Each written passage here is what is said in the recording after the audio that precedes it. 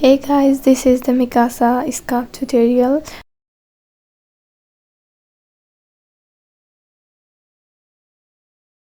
फर्स्टमा चाहिँ हजुरहरूले चाहिँ 250 अराउन्डमा चाहिँ चेन बनाउनु पर्ने हुन्छ। अनि त्यसपछि चाहिँ चेन बनाइसकेपछि चाहिँ हामीले चाहिँ हाफ डबल क्रोसेट चाहिँ बुन्छौँ।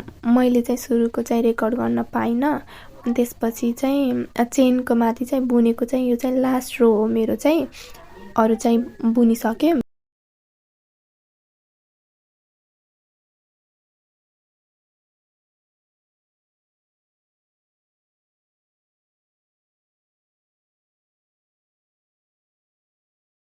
मैले लास्ट रो चाहिँ कम्प्लिट गरेँ हैन। यो चाहिँ फर्स्ट टाइम हो मैले अब युट्युबमा चाहिँ आफ्नो ट्युटोरियल हाल्न लागेको। यो मिकासाको स्कार्फ धेरै भाइरल भएर मैले चाहिँ ड्रेसको लागि बुनेको थिएँ। यो खासमा त्यही नि ट्युटोरियल हाल्ने भनेर हालेको। अनि त्यति आइडिया छैन कि मलाई कसरी चाहिँ भोइस ओभर गर्ने, कसरी चाहिँ यो भिडियोहरू सुट गर्ने भनेर केही आइडिया छैन। त्यही नि I am trying my best. अनि यो चाहिँ लास्ट रो कम्प्लिट भयो। अनि त्यो चाहिँ धागो एक्स्ट्रा बचेको छ नि त, लास्टमा चेन वान गर्ने अनि काट्दिने। अनि यसै गरी चाहिँ यो चाहिँ कम्प्लिट भइसक्यो मेरो। कस्तो राम्रो छ कि स्ट्रेची छ, धेरै राम्रो बनेको छ कि आई जस्ट लभ इट। अनि दुइटै साइडमा चाहिँ यान बचेको छ नि त त्यो बाँकी। अनि त्यसमा चाहिँ हामीले चाहिँ त्यो झुम्का बनाउँछौँ। सिम्पली हजुरले चाहिँ यत्तिकै यो लगाउँदा नि हुन्छ, त्यही नि झुम्का बनाएको राम्रो हुन्छ नि त। त्यही भएर चाहिँ झुम्का एड गर्नलाई अब सिकाउँछु चाहिँ कसरी गर्ने झुम्का एड गर्ने भनेर। यो चाहिँ क्लिप लगाएको थिएँ कि त्यही निकालिदिएको। लास्टमा चाहिँ यसरी चाहिँ यो धागोलाई टाइट गर्ने। यो चाहिँ अनि टाइट बन्छ कि अनि यो चाहिँ काट्ने। त्यसपछि चाहिँ त्यसैको चाहिँ हजुरलाई चाहिँ कति लामो बनाउन मन छ झुम्का, कतिको लेन्थ चाहिन्छ हजुरले त्यही अनुसार चाहिँ लेन्थ गर्ने। अनि त्यसपछि चाहिँ यो चाहिँ मैले पहिलाकै त्यो एन्ड थियो कि बचेको, अनि त्यहीकै लेन्थ गरेको। अनि त्यसपछि चाहिँ हातमै बनाउँछु। हातमा चाहिँ त्यसैको साइडमा चाहिँ रोल गर्ने। अब हजुरलाई चाहिँ त्यहाँ कतिवटा झुम्का चाहिन्छ त्यही अनुसारले चाहिँ रोल गर्दै जाने हातमा। अनि त्यसपछि चाहिँ बनाउने। यो चाहिँ मैले चाहिँ अब लगभग अहिले थोरै बनाएँ, त्यसपछि चाहिँ फेरि बनाउँछु पुगेन भने।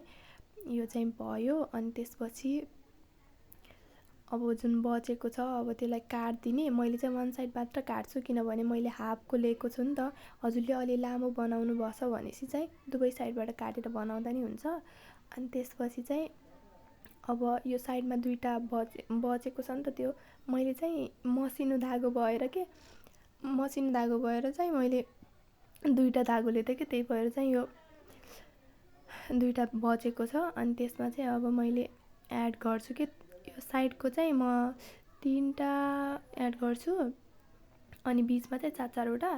अनि त्यसपछि चाहिँ हेर्नु होला अब त्यो मिलाउने। कतै लामो छोटो हुन्छ नि त, त्यो मिलाउने। त्यही पनि छोटो भइहाल्यो भने चाहिँ पछि काट्दा हुन्छ।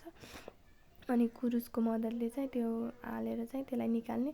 मसिनो कुरुसले गाह्रो हुँदो रहेछ कि मलाई नि गाह्रो भइरहेको थियो निकाल्न। अनि त्यो फेरि मोटो कुरुस ल्याउन नि झ्याउ लाग्थ्यो मलाई। अनि यही मोटो पातलो कुरुसले नै निकालेर यस्तो टाई गरिदिने। अनि सबैमा चाहिँ यसरी नै बनाउने। अर्को नि बनाउँछु म। अनि मैले चाहिँ फेरि त्यो माथि अलि रो थियो नि त माथि उठेको, त्यसैमा चाहिँ बनाएको थिएँ कि मैले। यसरी नै टाई गर्ने। दुईवटा बन्यो। अनि त्यसपछि चाहिँ सबैमा चाहिँ हजुर मेरो चाहिँ 9वटा छ सायद त्यता। अनि सबैमा चाहिँ यसरी नै बनाउँदै जाने।